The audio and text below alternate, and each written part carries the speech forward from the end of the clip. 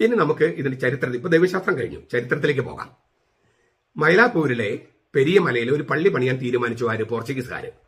1547 March 22 തീയതിയാണ് പണി ആരംഭിച്ചത്. പിറ്റേ ദിവസം, അതായത് ഒരു 2-3 മീറ്റർ കുഴിച്ചു കഴിഞ്ഞപ്പോൾ പഴയ പള്ളിയുടെ ഭാഗത്ത് ആന്റണി വാസ് എന്ന ശില്പി ഒരു ചതുരക്കല്ല് കണ്ടു. മാർച്ച് 23 തീയതി ഞാൻ പറഞ്ഞല്ലോ. ഈ കല്ലിന്റെ അടിഭാഗം പുത്തൻ രക്തത്താൽ നനഞ്ഞിരുന്നു. അതായത് കുറച്ച് സമയത്തിന് മുമ്പ് ഇങ്ങനെ ഒഴുകാൻ തുടങ്ങിയപ്പോഴത്തെ രക്തം കൊണ്ട് നനഞ്ഞിരുന്നു. ഈ കല്ലിന്റെ അടിഭാഗത്താണ് മാർത്തോമാ ശ്ലീഹ കൊത്തിയിരുന്നത്. 90x95 അത്ര വീതിയുള്ള ഒരു കല്ലാണിത്. പേത്ര എന്നാണ് അതിന് ഉപയോഗിക്കുക. പാറ എന്ന വാക്കും ചിലപ്പോൾ പറയാറുണ്ട്. പാറ, കല്ല്. ഈ രക്തം വീർത്ത കല്ലായതുകൊണ്ട് അത്ഭുതം പ്രവർത്തിച്ച ശ്ലീഹ എന്ന് അതിന് വിളിക്കുന്നത് കൊണ്ട് അത്ഭുത ശ്ലീഹ എന്നും വിളിക്കാൻ തുടങ്ങി. ഈ മാർത്തോമാ ശ്ലീഹയെ അത്ഭുത ശ്ലീഹ എന്ന് വിളിക്കാൻ കാരണം അതാണ്.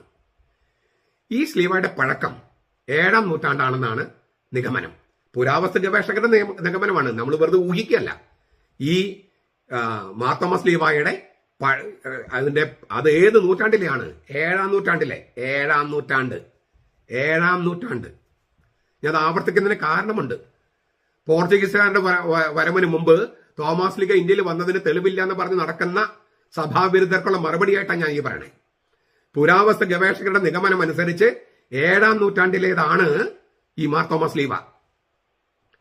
ആഗോള സഭയിൽ തന്നെ ആ കാലത്താണ് ഈ ശ്ലീഹായോടുള്ള വണക്കം ഏറ്റവും പ്രസിദ്ധമായി തീർന്നത്. 2-ാം നൂറ്റാണ്ടിലും 1-ാം നൂറ്റാണ്ടിലും ഒക്കെ ഉണ്ടായിരുന്നെങ്കിലും അത് ഊർജിതമായി തുടങ്ങിയത് 4-ാം നൂറ്റാണ്ടില് കോൺസ്റ്റന്റൈൻ ചക്രവർത്തിയുടെ അമ്മ ഹെലന രാജ്ഞി കുരിശ് കണ്ടെത്തിയോടുകൂടിയാണ്. അതെല്ലാം നമ്മൾ കുരിശിന്റെ പുകഴ്ചയുടെ ദിവസം കണ്ടതാ. പിന്നീട് കുറച്ച് നാളുകൾ കഴിഞ്ഞപ്പോഴാണ് ഈ കുരിശിനോടുള്ള വണക്കം ഇങ്ങനെ പ്രസിദ്ധമായി തീരുന്നത്. 7-ാം നൂറ്റാണ്ടിലാണ് ഏറ്റവും നന്നായിട്ട് വരുന്നത്. ആ സമയത്ത് ഉള്ള ഒരു ശ്ലീഹയാണ് മൈലാപ്പൂരിലെ മാർത്തോമാ ശ്ലീഹ, അത്ഭുത ശ്ലീഹ എന്ന് വിളിക്കുന്ന ശ്ലീഹ. അന്നത്തെ അവിടുത്തെ ഇടവക വികാരിയായ ഗാസ്പർ കൊയിലോ, ഗവർണറായിരുന്ന ഗബ്രിയേൽ ദേ തദായിദു, ഇവര് രണ്ടുപേരും ചേർന്ന് പുതുതായി നിർമ്മിച്ച പള്ളിയുടെ മധുബഹയിൽ തന്നെ മാർത്തോമാ ശ്ലീഹ സ്ഥാപിച്ചു. നിങ്ങൾക്ക് പോയി കാണാം. ഈ ഞാൻ മെത്രാന്മാരുടെ പറയുന്ന ഒരു സംഗതികൾ ഒന്ന്, ഈ നമ്മുടെ ഹിന്ദുക്കൾ ശബരിമലയ്ക്ക് പോകുന്നത് പോലെ ക്രിസ്ത്യാനികൾ ഈ മൈലാപ്പൂരിലേക്ക് പോയി ശ്ലീഹയെ കണ്ടു വരേണ്ടതുണ്ട്, തീർത്ഥയാത്രകൾ സംഘടിപ്പിക്കേണ്ടതുണ്ട്. അത് വളരെ സോളിഡായിട്ട് ചെയ്യേണ്ട ഒരു സംഗതിയാണ്. സഭയുടെ ഐക്യത്തിന് വളരെ അത്യാവശ്യമായിരിക്കുന്ന സംഗതിയാണ്. നമ്മൾ വിഷയം മാറിപ്പോണ്ട. 1552 മുതൽ 1566 വരെ, ചിലർ പറഞ്ഞ 1557 വരെ എന്നും ചില രേഖകളില് ഈ കുരിശ് രക്തം വിയർത്തു. പിന്നെ 1599 ഉദയംപേര് സൂനദോസ് കൂടിയ വർഷമാണ്. അതുമായിട്ടൊക്കെ ബന്ധപ്പെട്ടായിരിക്കാം ഈ ശ്ലീഹ കുരിശ് രക്തം വിയർക്കണമെന്നാണ് എന്റെ ഒരു ഊഹം. എനിക്ക് തെളിവൊന്നുമില്ല. അന്ന് രക്തം പുരണ്ട സങ്കീഞ്ഞ് എന്ന് പറഞ്ഞാല് കാസ തർക്കം ഉപയോഗിക്കുന്ന പ്യൂരിഫിക്കേറ്റർ ഉണ്ടല്ലോ, അത് ആ സങ്കീഞ്ഞ് കൊച്ചി മെത്രാൻ അയച്ചു കൊടുത്തു. കൊച്ചിയിൽ നിന്ന് അത് ഗോവ മെത്രാപ്പോലിത്തേക്ക് അയച്ചു കൊടുത്തു. അവിടെ നിന്ന് 1603 പോർച്ചുഗീസിലെ മാർഗരറ്റ് രാജ്ഞിന്റെ പക്കലെത്തിച്ചു. 1800 വരെ ഇടയ്ക്കിടയ്ക്ക് ഈ അത്ഭുതം സംഭവിച്ചുകൊണ്ടിരുന്നു. 1800 കഴിഞ്ഞപ്പോഴേക്കും പിന്നെ രക്തം വിയർക്കേണ്ട കാര്യമില്ലെന്ന് മാർത്തോമാ ശ്ലീഹയ്ക്ക് തോന്നിക്കാണും. കാരണം എന്താ? സഭ പതുക്കെ സ്വന്തമാകാൻ തുടങ്ങിയിരുന്നു. ഈ അടിമത്തത്തിൽ നിന്ന് പുറത്തു വരാൻ തുടങ്ങിയിരുന്നു. ഇത് സമയാസമയങ്ങളിൽ റോമയിൽ അറിയിച്ചിട്ടുണ്ട്. അങ്ങനെയാണ് റോമ ഈ അത്ഭുതത്തെ അംഗീകരിക്കുന്നതും ഈ തിരുനാൾ ഡിസംബർ 18 തിരുനാൾ ആഘോഷിക്കാനായിട്ട് റോമ അംഗീകരിച്ചതും. റോമയെ നമ്മളൊരു അത്ഭുതമായിട്ട് ഇപ്പൊ നമ്മൾ ധ്യാന കേന്ദ്രങ്ങളൊക്കെ അത്ഭുതം നടക്കുന്നുണ്ട്. അത് റോമിൽ പ്രഖ്യാപിക്കണമെങ്കിൽ ഇപ്പൊ ലൂർദിലെ അത്ഭുതങ്ങള് പലതും അംഗീകരിച്ചിട്ടില്ല. അംഗീകരിക്കണമെങ്കിൽ അയച്ചു കൊടുക്കുകയും അതിന് സ്ഥിരീകരണം വേണം. ഇത് സ്ഥിരീകരണമുള്ളത് കൊണ്ടാണ്, സമയാസമയങ്ങൾ അറിയിച്ചത് കൊണ്ടാണ് ഡിസംബർ 18 ഈ തിരുനാൾ ആഘോഷിക്കാനായിട്ട് റോം അനുവദിച്ചത്.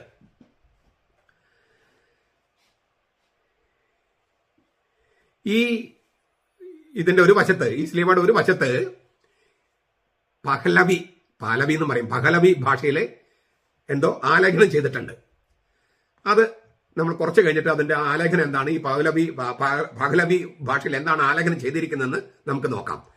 ഏകദേശം ഗലാത്യ ലേഖനത്തിൽ 6:14 ഒരു സന്ദേശമാണ് അതിനകത്തുള്ളത്. ശരിക്കും ഗലാത്യ ലേഖനം 6:14 അതാണ് അതിന്റെ സന്ദേശം. പക്ഷെ നമുക്ക് അതിന്റെ വിശദമായിട്ട് കുറച്ച് കഴിഞ്ഞിട്ട് കാണാം. ഈ ആദ്യം ഈ പോർച്ചുഗീസുകാർക്ക് കുരിശ് കിട്ടിയപ്പോൾ അതിന് അംഗീകരിക്കാൻ ആദ്യം വിസമ്മതമായിരുന്നു. ഇതൊരു അവർക്ക് പരിചയമില്ലാത്തൊരു കുരിശ്, ഇത് പാഷാണ്ഡതയാണോ എന്നൊക്കെ അവർക്ക് സംശയം ഉണ്ടായിരുന്നു. ഈ രക്തം വിയർക്കാൻ തുടങ്ങിയപ്പോഴാണ് അത് അത്ഭുതം പല പ്രാവശ്യം ആവർത്തിച്ചപ്പോഴാണ് അത് അവർക്ക് ബോധ്യം വന്നത്. അപ്പോൾ അവരെ ബോധ്യപ്പെടുത്താൻ വേണ്ടി കൂടിയായിരിക്കും ഈ അത്ഭുതം പ്രവർത്തിച്ചത് എന്നാണ് ഞാൻ വിശ്വസിക്കുന്നത്. ബോധ്യപ്പെട്ട് കഴിഞ്ഞു, സഭ അംഗീകരിച്ചു കഴിഞ്ഞപ്പോൾ പിന്നെ രക്തം വിയർക്കേണ്ട കാര്യമില്ല, അത്ഭുതം ചെയ്യേണ്ട കാര്യമില്ല എന്നാണ് എന്റെ ഒരു നിഗമനം. 1653 കൂനൻകുരിശ് സത്യത്തോടു കൂടി സുറിയാനി സഭ പിളർന്നല്ലോ. ആ പിളർന്ന് കത്തോലിക്ക സഭയിൽ നിന്ന് വിട്ടുപോയ അവരാണ് പാരമ്പര്യങ്ങളെ കുറച്ചുകൂടി നല്ല രീതിയിൽ സംരക്ഷിക്കുന്നത്. ആ വിട്ടുപോയ സഭകളൊക്കെ, അതായത് ഇപ്പോഴത്തെ ഇന്ത്യയിലെ ലോകത്ത് തന്നെ പൗരസ്ത്യ ഓർത്തഡോക്സ് സഭകളും യാക്കോബായ സഭകളും ഒക്കെ ഈ ഡിസംബർ 18 മാർ തോമസ് സ്ലീവായുടെ അത്ഭുത സ്ലീവായുടെ തിരുനാൾ ആഘോഷിക്കുന്നുണ്ട്. 1734 മുളന്തുരുത്തിയിൽ വെച്ചുണ്ടാക്കിയ കലണ്ടറിൽ മൈലാപ്പൂരിലെ സ്ലീവായുടെ തിരുനാൾ ഡിസംബർ 18 രേഖപ്പെടുത്തിയിട്ടുണ്ട്. 1734 ഇത് ഈ അടുത്ത കാലത്ത് പൗവത്ത് പിതാവും പിന്നെ കൂടപ്പുഴച്ചനും മണിറമ്പറമ്പലച്ചനും കൂടി ഉണ്ടാക്കിയതാണ് മാർ തോമസ് ലീവ എന്നൊന്നും പറയരുത്. ഞാൻ ഈ വർഷങ്ങൾ പറയുന്നത് അത്രയും അതിന്റെ ആധികാരികതയും പൗരാണികതയും സൂചിപ്പിക്കാൻ വേണ്ടിയാണ്. 1844 പ്രസിദ്ധീകരിച്ച ഭാരത സുറിയാനി തക്സയില്, ഇപ്പൊ നമ്മൾ സീറോ മലബാർ പറയും, ഭാരത സുറിയാനി തക്സയില് അപ്പസ്തോലായ മാർ തോമസ് ലീവായുടെ കല്ലിന്റെ അത്ഭുതം എന്ന് ചേർത്തിട്ടുണ്ട്. പേത്രാന്ന് ബ്രാക്കറ്റില് അപ്പസ്തോലായ മാർ തോമസ് ലീവായുടെ കല്ലിന്റെ അത്ഭുതം, പേത്രായുടെ ഇല്ലേ മാർ തോമസ് ലീവായുടെ അത്ഭുതം എന്ന് ചേർത്തിട്ടുണ്ട് 1844. 1959 പൗരസ്ത്യ സ്ഥിരസംഘം, റോമായിലെ പൗരസ്ത്യ സ്ഥിരസംഘം വൈദികരുടെ കാപ്പയുടെ പുറകില് മാർ തോമസ് ലീവ തയ്ച്ചു പിടിപ്പിക്കണമെന്ന് നിർദ്ദേശിച്ചിരുന്നു 1959. 1960 പരിശുദ്ധ സിംഹാസനം പ്രസാദനം ചെയ്ത സുപ്ലമെന്തും മിസ്റ്റോരിയോനും എന്ന ഗ്രന്ഥത്തില് ഡിസംബർ 18 മാർ തോമസ് ലീവായുടെ അത്ഭുത സ്ലീവായുടെ തിരുനാളിനുള്ള പ്രാർത്ഥനകൾ രേഖപ്പെടുത്തിയിട്ടുണ്ട് 1960. 1962 ആരാധനക്രമം പുനരുദ്ധരിച്ച് പ്രസാദനം ചെയ്തപ്പോൾ മാർ തോമസ് ലീവായുടെ ചിത്രം അതിൽ മുദ്രണം ചെയ്തിരുന്നു. 1986 ജോൺ പോൾ രണ്ടാമൻ മാർപ്പാപ്പ കോട്ടയത്ത് ദിവ്യബലി അർപ്പിച്ചപ്പോൾ ഈ മാർ തോമസ് ലീവയുള്ള കാപ്പയിട്ടിട്ടാണ് അർപ്പിച്ചത്. ഞാൻ അതിന് ദൃക്സാക്ഷിയാണ്. ഈ 1986 ജോൺ പോൾ രണ്ടാമൻ മാർപ്പാപ്പ ഇന്ത്യ വന്നപ്പോൾ ഫെബ്രുവരി 5 മൈലാപ്പൂരിലെ കബറടവും ഈ പെരിയമലയിലെ മാർ തോമസ് ലീവായും ഒക്കെ സന്ദർശിച്ച് പ്രാർത്ഥിച്ചിട്ടുണ്ട്. 1972 ഇന്ത്യ ഗവൺമെന്റ് തോമസ് ലീഗയുടെ രക്തസാക്ഷ്യത്തിന്റെ 19ാം ചരമശതാബ്ദി അത് ആഘോഷിച്ചുകൊണ്ട് അനുസ്മരിച്ചുകൊണ്ട് ഒരു സ്റ്റാമ്പ് പുറത്തിറക്കിയിരുന്നു. ആ സ്റ്റാമ്പിൽ മുദ്രണം ചെയ്തിരിക്കുന്നത് മാർ തോമസ് ലീവയാണ് 1972. 16ാം നൂറ്റാണ്ട് വരെ ഭാരത ക്രൈസ്തവ ദേവാലയങ്ങളിൽ സ്ലീവയൊഴികെ മറ്റു രൂപങ്ങൾ ഒന്നും തന്നെ ഉണ്ടായിരുന്നില്ലെന്ന് ധാരാളം തെളിവുകളുണ്ട്. ഇഷ്ടംപോലെ ഈ പോർച്ചുഗീസുകാർ തന്നെ എഴുതി വെച്ചിട്ടുണ്ട്. അതായത് 16ാം നൂറ്റാണ്ട് വരെ നമ്മുടെ പള്ളികളിൽ മാർ തോമസ് ലീവ് മാത്രം ഉണ്ടായിരുന്നുള്ളൂ, അല്ലാതെ വേറെ തിരുസ്വരൂപങ്ങൾ ഒന്നും തന്നെ നമ്മൾ സൂക്ഷിച്ചിരുന്നില്ല. ഇനി തിരുനാൾ ദിവസം തന്നെ ഉണ്ടെങ്കിൽ തന്നെ ഐക്കണുകളാണ് ഉപയോഗിച്ചിരുന്നത്. മറിയത്തിനൊക്കെ ഐക്കണുകളെ കുറിച്ച് ഞാൻ പല പ്രാവശ്യം പറഞ്ഞിട്ടുണ്ട്. നമുക്ക് നടപ്പുള്ള പൊൻകുരിശ് വെള്ളിക്കുരിശൊക്കെ ഇല്ലേ പള്ളിയിലെ പ്രദക്ഷിണത്തിനൊക്കെ, അതിലൊക്കെ ഏകദേശം ഈ രൂപമല്ലേ, ഈ തൂങ്ങപ്പെട്ട കർത്താവിന്റെ രൂപമല്ലല്ലോ, ഈ മാർ തോമസ് ലീവായുടെ രൂപമല്ലേ പൊൻകുരിശിലും വെള്ളിക്കുരിശിലൊക്കെ ഉപയോഗിക്കുന്നത്. നമ്മൾ ഈ സുറിയാനി കത്തോലിക്കരുടെ വീടുകളിലെല്ലാം മൃതസംസ്കാരത്തിന് അത്തരം കുരിശിനെ കൊണ്ടുവരിക. ഈ മരിച്ചു കിടക്കുന്ന ആൾ ഉത്ഥാനം ചെയ്യുമെന്നുള്ളൊരു പ്രതീക്ഷയാണത്. അവിടെ തൂങ്ങപ്പെട്ട കുരിശിലെ ഇതല്ല കിടക്കേണ്ടത്. കാരണം നമുക്ക് മരണം എന്ന് പറയുന്ന അന്ത്യമല്ല, രൂപാന്തരമാണ്. ഈ ലോകത്തിൽ നിന്നും അടുത്ത ലോകത്തിലേക്ക് നമ്മൾ ചുവട് വെക്കുകയാണ്. അതൊരു ജനനമാണ്. മരണത്തെ നമ്മൾ കാണുന്നത് ജനനമായിട്ടാണ്. സങ്കടമൊക്കെ ഉണ്ട്. അതുപോലെ കുഞ്ഞിന്റെ ജനനത്തിലും സങ്കടമുണ്ട്, കുഞ്ഞിനും സങ്കടമുണ്ട്, അത് കരയണു, മറ്റുള്ളവരും കരയണു. സന്തോഷമുണ്ട്, സങ്കടമുണ്ട്, ടെൻഷനുണ്ട്. അപ്പൊ അങ്ങനെ അതെല്ലാം ചേർന്നാണ് മനുഷ്യ ജീവിതം. ഓരോ രഹസ്യത്തിലും രണ്ടുമുണ്ട്, സന്തോഷവും ഉണ്ട്, ദുഃഖമുണ്ട്. അങ്ങനെയാണ് ചേർത്ത് വെച്ചിരിക്കുന്നത്. ചുരുക്കത്തില് ഈ പൊൻകുരിശ് വെള്ളിക്കുരിശ് അതെല്ലാം ഈ മാർ തോമസ് ലീവായുടെ ആ പ്രതീകം അല്ലേ പലതരത്തിൽ അവതരിപ്പിച്ചിരിക്കുകയാണ്. പണ്ട് സ്ലീവായുടെ ഉപയോഗം 3 തരത്തിലുണ്ടായിരുന്നേ. ഈ പുരുഷന്മാര് കുടുമി ഉണ്ടായിരുന്നല്ലോ, ഈ കുടുമിയിൽ ഒരു ചെറിയ കുരിശ് വെക്കുന്നു പുരുഷന്മാര്. സ്ത്രീകള് അവരുടെ മാലയില് ഈ കുരിശ്, അത് വെള്ളി കൊണ്ടും ഓക്കെ, പുരുഷന്മാര് തടി കൊണ്ടുള്ള കുരിശാണ്, അവർക്ക് സ്വർണം വലിയ താല്പര്യമില്ല, കള്ളാണ് അവർക്ക് താല്പര്യം. തടി കൊണ്ടുള്ള കുരിശാണ് കുടുമയിൽ വെക്കുക. സ്ത്രീകൾക്ക് സ്വർണമാണ് താല്പര്യം. അവര് ഈ കുരിശ് മാലയിൽ കോർത്തിടുന്നു. പിന്നെ പള്ളിയുടെ നേരെ മുമ്പിലായി കുരിശടി. ആ കുരിശടിയിൽ ഉണ്ടായിരുന്നത് മാർത്തോമാ ശ്ലീഹ കുരിശാണ്. ഈ മാനിക്കയം കുരിശ് എന്ന് പറഞ്ഞിട്ട് കളിയാക്കുന്ന എറണാകുളത്ത് എത്രയോ പള്ളികളിലാണ് ഈ കുരിശടിയിൽ മാർത്തോമാ കുരിശല്ലേ വെച്ചിരിക്കുന്നത്. ഇരിങ്ങാലക്കുട രൂപതയിൽ പല പള്ളികളും പഴയ പള്ളികളൊക്കെ പോയി നോക്കിയാൽ അതിന് മുമ്പിലുള്ളത് മാർത്തോമാ കുരിശന്റെ രൂപത്തിലല്ലേ വെച്ചിരിക്കുന്നത്. അങ്ങനെയല്ലേ കുരിശ് സ്ഥാപിച്ചിരിക്കുന്നത്. അത് ഇപ്പൊ ഈ അടുത്ത കാലത്ത് സ്ഥാപിച്ചു വന്നല്ലല്ലോ, 14, 15, 16 നൂറ്റാണ്ടുകളിലൊക്കെ ഉള്ളതല്ലേ.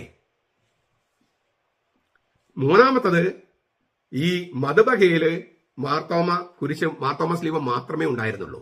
അത് വളരെ ഭംഗിയായിട്ട് അവതരിപ്പിച്ചിരുന്നു. ഞാൻ നേരത്തെ പറഞ്ഞ എല്ലാ ദൈവശാസ്ത്രവും ചേർത്ത് വെച്ചുകൊണ്ട് അവതരിപ്പിച്ചിരുന്നു. ഇങ്ങനെയാണ് ശ്ലീഹായോടുള്ള വണക്കം. പിന്നെ നമുക്കറിയാം റാസകുർബാനയിൽ ശ്ലീഹ മുത്തിക്കലും അങ്ങനെ പല കാര്യങ്ങളുണ്ട്. ഞാൻ നേരത്തെ പറഞ്ഞല്ലോ, മിഷണറിമാരുടെയും സഞ്ചാരികളുടെ ഒക്കെ വിവരണങ്ങൾ നമുക്കറിയാം. നമ്മുടെ സഭയിൽ ഈ മാർത്തോമാ ശ്ലീഹയുടെ അത് മാത്രമേ ഉണ്ടായിരുന്നുള്ളൂ. ഞാൻ എന്റെ ഡീറ്റെയിൽസ് ഒക്കെ എഴുതി വെച്ചിട്ടുണ്ട്. പറയാൻ നമുക്ക് നേരം ഒരുപാട് വൈകിയതുകൊണ്ട് ഞാൻ അതിലേക്ക് പോകുന്നില്ല.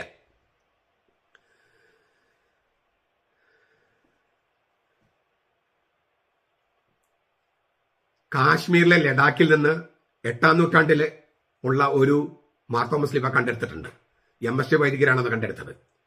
ഗോവയിലെ ആർക്കിയോളജിക്കൽ സർവേ ഓഫ് ഇന്ത്യ മ്യൂസിയത്തിൽ സൂക്ഷിച്ചിരിക്കുന്ന, അതായത് മാർത്തോമാ ശ്ലീഹ രക്തസാക്ഷിത്വം വരിച്ച കുന്തത്തിന്റെ മുന സൂക്ഷിച്ചു വെക്കാൻ ഉപയോഗിച്ചിരുന്ന കൽത്തൂണില് ശ്ലീഹ കൊത്തിവെച്ചിട്ടുണ്ട്. ചങ്ങനാശ്ശേരി മെത്രാപ്പൊളിത്തൻ പള്ളി അങ്കണത്തിലെ പഴയ പള്ളിയിൽ 14ാം നൂറ്റാണ്ടിലെ ശ്ലീഹ കാണാൻ സാധിക്കും. പുരാതന നസ്രാണികളുടെ ഭവനങ്ങളിലും ഇത്തരം ശ്ലീഹകൾ കാണാം. ചുരുക്കത്തില് ഒരുപാട് പ്രാചീനമായിട്ടുള്ള സംഗതിയാണിത്. സ്വാഭാവികമായിട്ടും നമുക്കൊരു ചോദ്യം ഇവിടെ ഉണ്ടാകാം. എന്താണ് ചോദ്യം?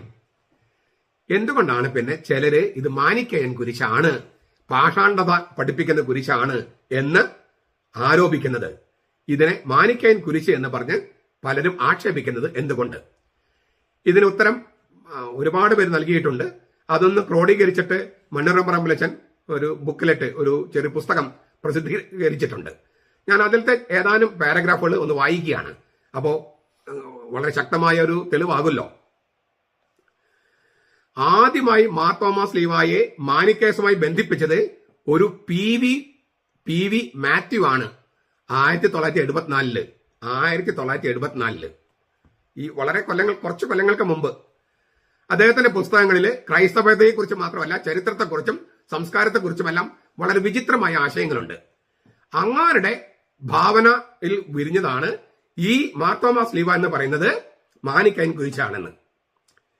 അദ്ദേഹം ഈ PV മാത്യു അങ്ങനെ 74-ലും 77-ലൊക്കെ ഇങ്ങനെ അവതരിപ്പിച്ചു.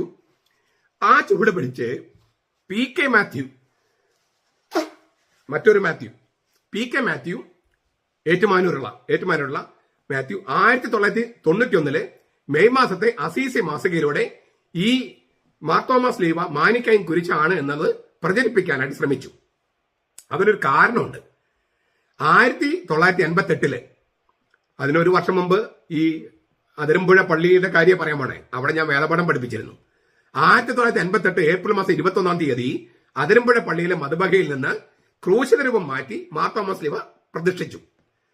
1963-ലാണ് ക്രൂശിത രൂപം വെച്ചത്. അതൊരു മാർത്തോമാ ശ്ലീഹയായിരുന്നു. 1963-ലാണ് ഇത് വെച്ചെന്നുള്ളത് തെളിവൊക്കെ ഉണ്ട്. അപ്പൊ അത് മാറ്റി 1988 കുരിശുരൂപം മാറ്റി മാർത്തോമാ ശ്ലീഹ നമ്മുടെ പാരമ്പര്യം അനുസരിച്ച് മാർത്തോമാ ശ്ലീഹ സ്ഥാപിച്ചു.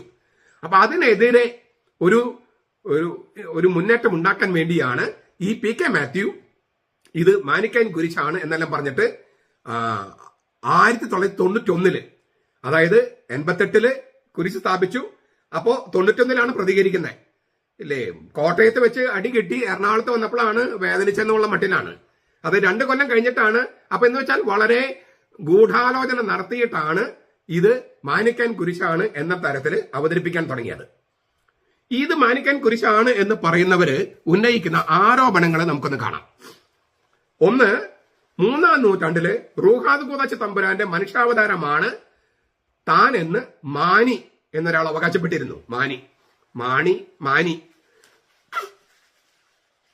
അയാള് സ്ഥാപിച്ച മതത്തെയാണ് ഈ മാനിക്കയൻ മതം എന്ന് പറയണേ.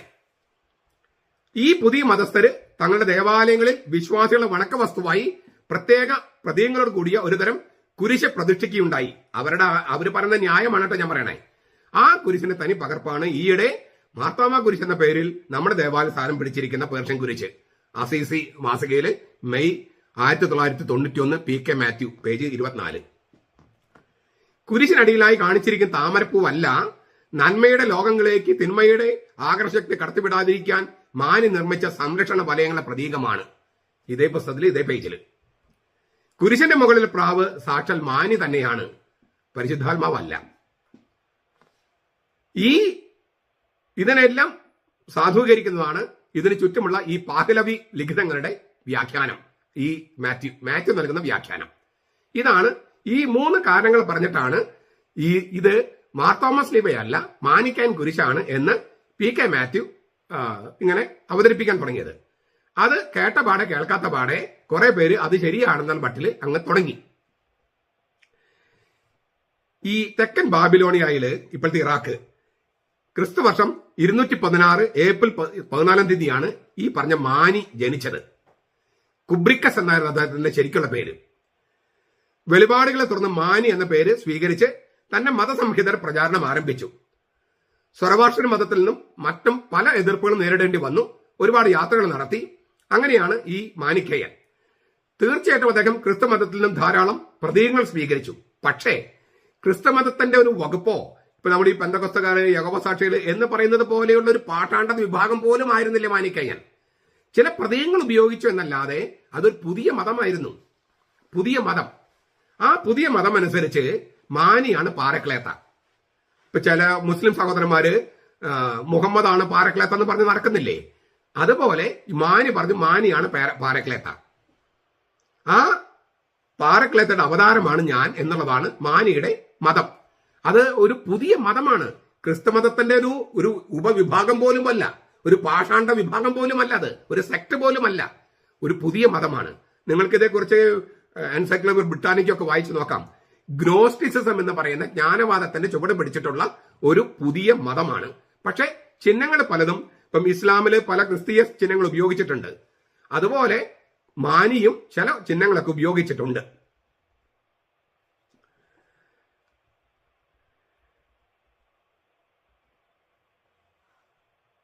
ഈ മാർത്തോമാ സ്ലീവായും മാനിക്കായന്റെ മതവും തമ്മിൽ എന്തെങ്കിലും ബന്ധമുണ്ടോ? അതാണ് നമുക്ക് ചർച്ച ചെയ്യണം. ഈ PK മാത്യു ആരോപിച്ചതുപോലെയും PK മാത്യുവിന്റെ ആരോപണം അപ്പാടെ തൊണ്ട തൊടാതെ വിഴുങ്ങിയ കുറെ പേരുണ്ട്. അവരുടെയും ആരോപണങ്ങൾക്ക് എന്തെങ്കിലും അടിസ്ഥാനമുണ്ടോ എന്ന് നമുക്ക് പരിശോധിക്കാം. ഒന്നാമത്തതായി, മാനിക്കായർ തങ്ങളുടെ ദേവാലയങ്ങളിൽ വണക്ക വസ്തുവായി ഒരു പ്രത്യേക തരം കുരിശ് സ്ഥാപിച്ചു എന്നാണല്ലോ ഇവര് പറയണേ. PK മാത്യു ഒക്കെ കൂട്ടരും പറയണേ. അത് തന്നെ തീർത്തും അടിസ്ഥാനരഹിതമാണ്. കാരണം കുരിശെന്നല്ല ഒരു തരത്തിലുള്ള പ്രതീകങ്ങളും അവർ ആരാധനയ്ക്ക് ഉപയോഗിക്കാൻ അവർ സമ്മതിച്ചിരുന്നില്ല. ഏതാണ് നമ്മുടെ പെന്തക്കോസ്ത യഹോവ സാക്ഷികളെ പോലെയാ. അതെല്ലാം വിഗ്രഹാരാധനയായിട്ടാണ് മാനി കണ്ടിരുന്നത്. അതുകൊണ്ട് കുരിശെന്നല്ല ഒരു പ്രതീകങ്ങളും അവർ ആരാധനയ്ക്ക് ഉപയോഗിച്ചിരുന്നില്ല. ഒന്നാമത്തെ കാര്യം. അപ്പൊ ഈ PK മാത്യു പറഞ്ഞ കാര്യം അത് ഇല്ലേ, അവരുപയോഗിച്ചിരുന്നത് വെറും ഭാവന സൃഷ്ടിയാണ്. സത്യവുമായിട്ടും ചരിത്രമായിട്ടും യാതൊരു ബന്ധവുമില്ല. 2, ഈ മാനിക്കേയൻ കുരിശ് സിദ്ധാന്തം PK മാത്യു പറഞ്ഞ ഇല്ലേ, അദ്ദേഹം പറഞ്ഞത് ഈ മാനിയാണ് കുരിശ് സ്ഥാപിച്ച് അതിന്റെ വണക്കം തുടങ്ങിയെന്നാണ്. എന്തൊരു വിഡ്ഢിത്ത അത്. നമ്മൾ പറഞ്ഞു കഴിഞ്ഞതാണ് ഇല്ലേ. യഹൂദന്മാർ തന്നെ കുരിശ് ഉപയോഗിച്ചിരുന്നു. 2-ാം നൂറ്റാണ്ടിൽ ഇറാഖിലൊക്കെ ഈ കുരിശിന്റെ ഇതുണ്ടായിരുന്നു. പിന്നെ പക്ഷെ സഭയിൽ ഔദ്യോഗികമായിട്ട് വണക്കം തുടങ്ങുന്ന 4-ാം നൂറ്റാണ്ടില് ഈ ഹെലന രാജ്ഞി കുരിശ് കണ്ടെടുത്തതുമായിട്ട് ബന്ധപ്പെട്ട. അതുകൊണ്ട് തന്നെ ഈ PK മാത്യു പറയുന്ന കാര്യങ്ങൾക്ക് യാതൊരു ചരിത്രപരമായ അടിസ്ഥാനമില്ല. ഇനി ഏറ്റവും പ്രധാനപ്പെട്ട സംഗതി എന്ന് പറയുന്നത്, ഈ കുരിശിന് താഴെ ഉള്ളത് താമരയുടെ ഇലകളല്ല, ഈ നന്മയുടെ ലോകം തിന്മയുടെ ലോകം. അത് തമ്മിൽ ഇല്ലേ അതാണ് ഈ ജ്ഞാനവാദം പറയുന്നത് നന്മയും തിന്മയും സംഘർഷം മാത്രമാണ്. ആ 2 ലോകങ്ങള്, തിന്മയുടെ ലോകം നന്മയുടെ ലോകം, അതിനെ പ്രതിദാനം ചെയ്യുന്നതാണ് ഈ താമരയുടെ ഇതളുകൾ എന്നാണ് ഈ PK മാത്യുവിന്റെ ഭാഷ്യം. അത് തന്നെ തെറ്റ്. ഞാൻ നേരത്തെ പറഞ്ഞു, ഇതിന്റെ ഈ ഏദൻ തോട്ടത്തിന്റെ കഥയെല്ലാം പറഞ്ഞു. അതിലേക്ക് ഒരല്പം സാംസ്കാരിക പൈതൃകം കൂടി നമുക്ക് കൊണ്ടുവരാനുണ്ട്. തോമാസ് ലീഗ കേരളത്തിൽ വന്നപ്പോൾ അന്ന് പലരും വിചാരിക്കുന്ന പോലെ ഹിന്ദുക്കള് കേരളത്തിലില്ല. ഹിന്ദുക്കൾ കേരളത്തിൽ വരുന്നത് AD 400-ലാണ്. നിങ്ങൾ കേരള സാഹിത്യ അക്കാദമിയുടെ MT വാസുദേവൻ നായർ അധ്യക്ഷനായിരിക്കുമ്പോൾ ഇറക്കിയ ഈ കേരള സാഹിത്യ അക്കാദമിയുടെ ഡയറി ഉണ്ട്, അതിന്റെ ചരിത്രമുണ്ട്, കേരള ചരിത്രമുണ്ട്, നിങ്ങൾ വായിച്ചു നോക്കിയോളൂ. അവിടെ കേരളത്തില് ഹിന്ദുക്കളില്ലായിരുന്നു. പിന്നെ ഉണ്ടായിരുന്നത് ബുദ്ധമതക്കാര്, ജൈനമതക്കാര്, ദ്രാവിഡ മതക്കാര്, യഹൂദന്മാര്, ഇങ്ങനെയുള്ള വിഭാഗങ്ങളാണ് ഇവിടെ ഉണ്ടായിരുന്നത്. യഹൂദന്മാര്, ദ്രാവിഡ മതക്കാര്, ബുദ്ധമതക്കാര്, ജൈനമതക്കാര്. അപ്പോൾ ബുദ്ധമതത്തിന്റെ ചിഹ്നമായിരുന്നു താമര. ബുദ്ധമതമായിരുന്നല്ലോ ഏറ്റവും സൗത്ത് ഇന്ത്യയിലെ ഏറ്റവും പ്രചാരമുണ്ടായിരുന്നത് ആദ്യത്തെ 5 നൂറ്റാണ്ടുകള്. ആ സമയത്ത് ഏറ്റവും കൂടുതൽ മാനസാന്തരങ്ങൾ, ക്രിസ്തുമതത്തിലേക്ക് മാനസാന്തരങ്ങൾ വന്ന് ബുദ്ധമതത്തിൽ നിന്നാണ്. ജൈനമതം ക്ഷയിച്ചു തുടങ്ങി. പിന്നീട് AD 400-ല് ഹിന്ദുക്കൾ വന്നു. പിന്നെ ഭക്തിപ്രസ്ഥാനത്തിലൂടെ 8-ാം നൂറ്റാണ്ടായപ്പോഴേക്കും ഹിന്ദുക്കള് വളരെ എന്താ പറയാ ശക്തി പ്രാപിച്ചു. അപ്പോൾ ബുദ്ധമതം ക്ഷയിച്ചു. അങ്ങനെ ബുദ്ധമതത്തിന്റെ പല അമ്പലങ്ങളും ഹിന്ദുക്കള് കയ്യേറി അങ്ങനെ രൂപാന്തരപ്പെടുത്തി. അങ്ങനെ കാലടിയിൽ ശങ്കരൻ ജാതി വ്യവസ്ഥ നടപ്പാക്കി 8-ാം നൂറ്റാണ്ടില്. അതിനു മുൻപ് തോമസ് ലീഗ വരും. അപ്പോൾ നമ്മൾ ചോദിക്കാം, അപ്പൊ നമ്പൂതിരിമാരെ മാനസാന്തരപ്പെടുത്തി എന്ന് പറയുന്ന കഥയോ? അത് ശരി തന്നെ. പക്ഷെ നമ്പൂതിരിമാരെന്ന് പറയുന്നത് ഈ ബുദ്ധമതത്തിലെ വിഹാറിലെ പൂജാരിമാരാണ്, ബുദ്ധവിഹാറിലെ പൂജാരിമാര്, അല്ലാതെ ഹിന്ദുക്കളായിരുന്നില്ല. അപ്പോൾ അവരെ പിന്നെ പൂണൂലിട്ടായിട്ട് ഹിന്ദുക്കളാക്കി മാറ്റുകയാണ്. ബുദ്ധവിഹാറിലെ പൂജാരിമാരെയാണ് നമ്പൂതിരിമാരെന്ന് വിളിച്ചിരുന്നത്. ചുരുക്കത്തിൽ നമ്മള് ഈ പറവൂര് പള്ളിയിൽ ചെല്ലുമ്പോൾ ഇപ്പോഴത്തെ ആളുകൾ പോലും, ഗൈഡ് പോലും ചിലപ്പോൾ പറയാ ഹിന്ദുക്കളെന്ന് പറയാ. ഹിന്ദുക്കളല്ല, ജൈനമതക്കാരായിരുന്നു അവിടെ. പാലയൂര് ജൈനമതക്കാരായിരുന്നു, അല്ലെങ്കിൽ ബുദ്ധമതക്കാരായിരുന്നു, അല്ലാതെ ഹിന്ദുക്കളല്ല. പക്ഷേ ഞാൻ പറഞ്ഞല്ലോ, ജൈനമതവും ബുദ്ധമതവും ക്ഷയിച്ചു കഴിഞ്ഞപ്പോൾ അവരിൽ പലരും ഹിന്ദുമതം സ്വീകരിച്ചിട്ടുണ്ടാകാം. അത് പിന്നീട് 4-ാം നൂറ്റാണ്ടിന് ശേഷം. തോമസ് ലീഗ വരുമ്പോൾ അങ്ങനെയല്ല. തോമസ് ലീഗ വരുമ്പോൾ സാംസ്കാരികമായിട്ട് നോക്കിയാലും മതപരമായി നോക്കിയാലും ബുദ്ധമതക്കാരായിരുന്നു പ്രബലര്. പിന്നെ ദ്രാവിഡ മതക്കാര്. ദ്രാവിഡം എന്ന് പറഞ്ഞാല് ഈ പൂർവികരെ സ്മരിക്കുക, പ്രകൃതിയെ ആരാധിക്കുക, അതിനെയാണ് ഈ ദ്രാവിഡ മതം നമ്മൾ ഉദ്ദേശിക്കുന്നത്. അപ്പൊ പ്രകൃതി മതങ്ങള്, പിന്നെ ആകാശ ശക്തികളൊക്കെ പൂജിക്കുന്ന ആ രീതിയാണ് ദ്രാവിഡ മതം എന്ന് നമ്മൾ പറയണേ. കാനാന്യരുടെയൊക്കെ രീതി എന്ന് പറയല്ലോ നമ്മള്. മെസപ്പൊട്ടോമിയയില് ആകാശഗോളങ്ങൾ ആരാധിക്കുന്നവര്, കാനാനില് പ്രകൃതി ശക്തികളെ ആരാധിക്കുന്നവര്, മലകളെ ആരാധിക്കുന്നവര്, വൃക്ഷങ്ങളെ ആരാധിക്കുന്നവര്, അതിനൊക്കെയാണ് ഉദ്ദേശിക്കുന്നത്. ഏറ്റവും കൂടുതൽ ബുദ്ധമതത്തിൽ നിന്നാണ് നമുക്ക് ക്രിസ്തുമതം സ്വീകരിച്ചവര്. അപ്പോൾ ആ ബുദ്ധമതത്തിന്റെ ചിഹ്നമായിരുന്നു താമര. അതിനുമേൽ ക്രിസ്തുവിന്റെ വിജയം, ആ അർത്ഥത്തിലാണത്. അല്ലാതെ ഈ PK മാത്യു കണ്ടുപിടിച്ച നന്മയുടെ ലോകവും തിന്മയുടെ ലോകം തമ്മിൽ വേർതിരിക്കാൻ വേണ്ടി മാനി ഉണ്ടാക്കിയ സംഗതിയല്ല ഈ താമര ഇതള്. പിന്നെ പറയുന്ന സംഗതി, മാനി പാറക്കളത്തെന്ന് വാദിച്ചിരുന്നു, സ്വയം വിചാരിച്ചിരുന്നു, പഠിപ്പിച്ചിരുന്നു. ശരിയാണ്, തീർച്ചയായിട്ടും ശരിയാ. പക്ഷേ പ്രാവാണ് ഈ പാറക്കളത്തായുടെ ചിഹ്നമെന്ന് മാനി ഒരിക്കലും പറഞ്ഞിട്ടില്ല. പാറക്കളത്ത താനാണെന്ന് മാനി അവകാശവാദം ഉന്നയിച്ചിരുന്നു. പക്ഷേ പ്രാവാണ് ഈ പാറക്കളത്തയുടെ ചിഹ്നമെന്ന് മാനി ഒരിക്കലും പറഞ്ഞതായിട്ട് ഇതുവരെ നമുക്ക് തെളിവുകളില്ല. മാത്രമല്ല, ഇനി അങ്ങനെ പറഞ്ഞാൽ പോലും ഈ മാനിയാണോ പരിശുദ്ധാത്മാവിനെ പ്രാവായിട്ട് അവതരിപ്പിച്ചത്? ഉൽപ്പത്തി പുസ്തകത്തിലും ലേവ്യരുടെ പുസ്തകത്തിലും പിന്നെ പുതിയ നിയമത്തിലെ എല്ലാ സുവിശേഷകന്മാരും പ്രാവിന്റെ ദേഹരൂപത്തിൽ പരിശുദ്ധാത്മാവ് യേശുവിന്റെ മേൽ വന്നു എന്ന് പറഞ്ഞിരിക്കുന്നത് സുവിശേഷങ്ങള്. അപ്പൊ മാനിയാണ് പാറക്കളത്തയെ പ്രാവായിട്ട് ആദ്യം അവതരിപ്പിച്ചത് എന്ന് PK മാത്യു പറഞ്ഞ് ശരിയാണെങ്കിൽ സുവിശേഷങ്ങളൊക്കെ മാനി കേസാ. സുവിശേഷങ്ങൾ മാനി കേസായിട്ട് മാറും. വെറുതെ തട്ടിപ്പാണ് PK മാത്യുവും അവരെ ഫോളോ ചെയ്യുന്നവരും പറഞ്ഞുണ്ടാക്കിയത്. ഇനി ഒരു പ്രധാനപ്പെട്ട കാര്യം കൂടി പറയാനുണ്ട്. നിങ്ങൾ യൂറോപ്പിലൊക്കെ ഒന്ന് ഈ മാർപ്പാപ്പയുടെ കത്തീഡ്രൽ ദേവാലയം, ജോൺ ലാറ്ററൻ സഭ, ലാറ്റർ എന്ന വാക്കിനൊക്കെ അർത്ഥമൊക്കെ ഞാൻ മുമ്പ് പറഞ്ഞിട്ടുണ്ട്. അവിടെ ദേവാലയത്തിന്റെ പ്രധാന ഭാഗത്ത് വെച്ചിരിക്കുന്ന കുരിശിന് മുകളില് ഈ പ്രാവുണ്ട്. ലത്തീൻ സഭയിൽ നമ്മൾ കണ്ടു കഴിഞ്ഞു, മൈലാപ്പൂരില് ഇല്ലേ, അവർ പ്രാവുള്ള കുരിശ വെച്ചിരിക്കുന്നത്. ഇനി ഇറ്റലിയില് പിയച്ചൻസ എന്ന് പറഞ്ഞ ഒരു സ്ഥലമുണ്ട്, അവിടെയുള്ള കുരിശിന് മുകളിൽ പ്രാവുണ്ട്. മിലാനിലെ പള്ളിയില് കുരിശിന് മുകളിൽ പ്രാവുണ്ട്. റവന്ന ഇല്ലേ, ഇറ്റലിയിലെ റവന്ന പള്ളിയില് ഇതുണ്ട്, ഈ പ്രാവുണ്ട് കുരിശിന് മുകളില്. അപ്പൊ ഈ റോമാ സഭയിലെ കുരിശിന് മുകളിലുള്ള പ്രാവൊക്കെ മാനി കൊണ്ടുവച്ചതാണോ? മാനിക്കായൻ കുരിശാണോ? PK മാത്യു ജീവിച്ചിരിപ്പുണ്ടെന്ന് എനിക്ക് അറിഞ്ഞുകൂടാ. അവരെ പിന്തുടരുന്ന എറണാകുളത്തും ഇരിങ്ങാലക്കുടയും തൃശ്ശൂരും കുറച്ചു പേരുണ്ടല്ലോ മാനിക്കാനും വാദികള്. നിങ്ങൾ മറുപടി പറയൂ. ഈ പൊട്ട കിണറ്റിലെ തവളയെ പോലെ പറയാതെ കാര്യങ്ങൾ കൃത്യമായിട്ട് പറയൂ, രേഖകൾ സഹിതം പറയൂ. ഇനി അവസാനമായിട്ട് ഈ പാഹ്ലവി ഈ ഭാഷ, അത് മാനി ഉണ്ടാക്കി മാനി അതിൽ എഴുതി വെച്ചിരിക്കുന്ന പേർഷ്യൻ ഭാഷയിൽ നിന്ന് പറഞ്ഞിട്ടാണ്. പാഹ്ലവി ഭാഷ മാനിക്കാൻ ഭാഷയല്ല, അത് സൊറവാഷ്ട്ര മതത്തിന്റെ ഭാഷയാണ്. അറബി നാട്ടിലെ സൊറവാഷ്ട്ര മതം മാനിയെ എതിർക്കുക ചെയ്തത്. മാനിക്ക് സ്വന്തമായിട്ടൊരു ഭാഷയും ലിപിയൊക്കെ ഉണ്ടായിരുന്നു. ഉർഫൻ കയ്യെഴുത്ത് പ്രതികൾ ഉപയോഗിച്ചിട്ടാണ് അദ്ദേഹം ഭാഷ എടുത്തത്. ഉർഫൻ എന്ന് പറഞ്ഞ ഭാഷയിൽ നിന്ന്. മാനി സംസാരിക്കാനും കമ്മ്യൂണിക്കേറ്റ് ചെയ്യാനും ഒക്കെ ഉപയോഗിച്ചിരുന്ന ഭാഷ ഉർഫനാണ്. അപ്പൊ മാനിയാണ് മാർത്തോമാ ശ്ലീഹ ഉണ്ടാക്കിയെങ്കിൽ ഉർഫൻ ഭാഷയിലല്ല എഴുതേണ്ടത്, പാഹ്ലവി ഭാഷയിലാണോ? സൊറവാഷ്ട്രൻ ഭാഷയിലാണോ? അങ്ങോട്ടൊരു മാനിക്കുണ്ടായിരുന്നല്ലോ ഒരു ഭാഷ. ഉർഫൻ എന്ന് പറഞ്ഞിട്ടുള്ള ഭാഷയുടെ കയ്യെഴുത്ത് പ്രതികൾ ഉപയോഗിച്ചിട്ടാണല്ലോ മാനി ഉപയോഗിച്ചിരുന്നത്.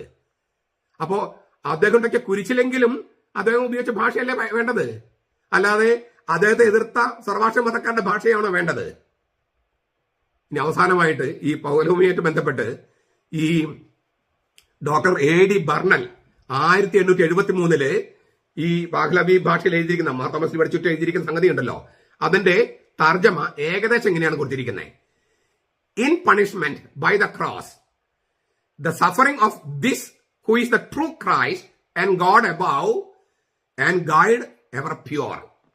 അങ്ങനെയാണ് കൊടുത്തിരിക്കുന്നത്. In punishment by the cross, കുരിശിന്റെ ശിക്ഷയാൽ, the suffering of this who is the true Christ, യഥാർത്ഥ ക്രിസ്തുവായവൻ, മുകളിലെ ദൈവം, ആൻഡ് ഗൈഡ് എവർ പ്യൂർ, ഏറ്റവും ശുദ്ധമായ നിർമ്മലനായ മാർഗദർശി. അങ്ങനെയാണ് എഴുതി വെച്ചിരിക്കുന്നത്. ഈ വാക്കില് ഈ ട്രൂ ക്രൈസ്റ്റ് എന്നുള്ളത് P.K. മാത്യു എന്ത് ചെയ്യുന്ന അറിയോ? ട്രൂ ക്രൈസ്റ്റ് എന്നുള്ളത് മാറ്റിയിട്ട് ഗോഡ് എന്നാണ് കൊടുക്കുന്നത്. മനഃപൂർവ്വം ആ ട്രൂ ക്രൈസ്റ്റ് എന്നുള്ളത് തന്നെ മാറ്റിയിരിക്കുക. കാരണം എന്താണ്? മാനി പറഞ്ഞിരുന്നത് മാനിയാണ്, മാനിക്കാൻ ഇതിലത്തെ മാനി പറഞ്ഞത് ഞാനാണ് പാറക്കലേത്ത. അപ്പൊ ട്രൂ ക്രൈസ്റ്റ് അവിടെ എഴുതിയാല് അത് ക്രിസ്തുവിലേക്കാണല്ലോ ചൂണ്ടുക. അത് മാറ്റാൻ വേണ്ടിയാണ് P.K. മാത്യു ട്രൂ ക്രൈസ്റ്റ് എന്നുള്ള വാക്ക് വിട്ടുകളഞ്ഞിട്ടാണ് അദ്ദേഹത്തിന് വ്യാഖ്യാനം കൊടുത്തിരിക്കുന്നത്. അവിടെ ഗോഡ് എന്ന് എഴുതിയിരിക്കുക. അത് പരിശുദ്ധാത്മാവിനെ കാണിക്കാൻ വേണ്ടിയാണ്. ട്രൂ ക്രൈസ്റ്റ് എന്ന വാക്ക് മാറ്റിയിട്ട് ഗോഡ് അബവ് എന്നാക്കി, എന്നിട്ട് അത് പാറക്കലേത്തയാണ് എന്ന് പറഞ്ഞിരിക്കുക. ഇത് ഇച്ചിരി കട്ടിയാണ് മനസ്സിലാക്കാനായിട്ട്, നിങ്ങൾ വിട്ടുകളഞ്ഞാലും കുഴപ്പമില്ല. പറഞ്ഞതിന് ചുരുക്കം ഇതാണ്: ബോധപൂർവം ഈ കുരിശിനെ അവഹേളിക്കാനും ഈ കുരിശിന്റെ പ്രാധാന്യം തിരിച്ചറിഞ്ഞ് സഭ അത് കൊണ്ടുവരുമ്പോൾ അതിനെതിർക്കാനും വേണ്ടി P.K. മാത്യുവും അങ്ങനെയുള്ള ഒരു ഗൂഢാലോചന സിദ്ധാന്തമാണ് ഇത് മാനിക്കാൻ കുരിശാണ് എന്നുള്ള ആ സിദ്ധാന്തം. അതിനാൽ ഇതൊന്നും തന്നെ നിങ്ങൾ സ്വീകരിക്കാൻ പാടില്ലെന്ന് മാത്രമല്ല, നമുക്ക് ഈ കുരിശ് നമ്മുടെ ചിഹ്നമാണ്, ദേശീയ പതാക പോലെ ഒരു ചിഹ്നമാണ് നമ്മുടേത്. അത് നമ്മൾ അതിന്റെ ദൈവശാസ്ത്രത്തിൽ ഉൾക്കൊള്ളണം. ഞാൻ ഈ മാനിക്കാൻ ഇതൊക്കെ പറഞ്ഞപ്പോൾ നമ്മുടെ തുടക്കത്തിലുള്ള ഒരു പ്രസാദാത്മകമായ കാര്യം പോയിട്ടുണ്ടാവും. ഞാനതുകൊണ്ട് ഒരു വാക്കുകൂടി പറഞ്ഞ് അവസാനിപ്പിക്കാം. നമ്മള് ഏലിയ ശ്ലീഹ മൂശക്കാലത്ത് കുരിശടയാളത്തോടെ വാനമേഘങ്ങളിൽ പ്രത്യക്ഷനാകുന്ന കർത്താവിനെ കുറിച്ചാണ് ചിന്തിക്കണേ. കുരിശടയാളത്തോടെ വാനമേഘങ്ങളിൽ പ്രത്യക്ഷനാകുന്ന കർത്താവ്, അത് ലിറ്റർജിയിലെ ഒരു ഭാഷയാണ്. തിരുവുത്ഥാനത്തിലൂടെ മഹത്വീകരിക്കപ്പെട്ട മിശിഹായുടെ സാന്നിധ്യമാണ് ഈ വിശുദ്ധ ശ്ലീഹ. അതുകൊണ്ട് തന്നെ നമ്മുടെ റാസകുർബാനയിൽ ശ്ലീഹ ചുംബനമുണ്ട്. മനോഹരമായ റാസകുർബാനയിൽ മനോഹരമായ പാട്ടുണ്ട്. ശ്ലീഹ ചുംബനത്തിന്റെ സമയത്തിൽ പാട്ടുണ്ട്. ഇതെല്ലാം സൂചിപ്പിക്കുന്നത് ഈ ശ്ലീഹ നമ്മുടെ ജീവിതത്തിന്റെ, ആരാധനയുടെ, ആരാധനക്രമത്തിന്റെ, നമ്മുടെ ചരിത്രത്തിന്റെ, ദൈവശാസ്ത്രത്തിന്റെ അവിഭാജ്യമായ ചിഹ്നമാണ്, സജീവമായ അടയാളമാണ്. അതുകൊണ്ട് തന്നെ ഇത് മരണത്തിന്റെ മാത്രമല്ല, പുനരുത്ഥാനത്തിന്റെയും ജീവന്റെയും തൃത്വത്തിന്റെയും സഭയുടെയും ജീവവൃക്ഷത്തിന്റെയും പരിശുദ്ധാത്മാവിന്റെയും ക്രിസ്തീയമായിട്ടുള്ള സകല ചിഹ്നങ്ങളും സന്നിവേശിപ്പിച്ചിരിക്കുന്ന ഒരു അടയാളമാണ്. അതിനാൽ അതിനോടുള്ള ബഹുമാനമുണ്ടാകുക, സഭയോട് കൂറ് പുലർത്തുന്നവർക്കൊക്കെ ഇതിനോട് അഭിമാനം ഉണ്ടാകുക. ഞാൻ തുടക്കം പറഞ്ഞല്ലോ, ദേശീയ പതാക കാണുമ്പോൾ, ത്രിവർണ്ണ പതാക കാണുമ്പോൾ നമുക്കൊരു വികാരമുണ്ട്, ദേശവികാരം, ദേശീയത. അതുപോലെ മാർത്തോമാ ശ്ലീഹ, അത് നമുക്ക് ആരാധനയുടെ ഒരു വികാരം വേണം. അതുപോലെ തന്നെ ഒരു സഭാവികാരം അതുകൂടി ഉണ്ടാകാനും, അങ്ങനെ നമ്മളെല്ലാവരും ഒന്നിപ്പിക്കുന്ന ചിഹ്നമായി മാർത്തോമാ ശ്ലീഹ നിലനിൽക്കാനും ഇടയാകട്ടെ.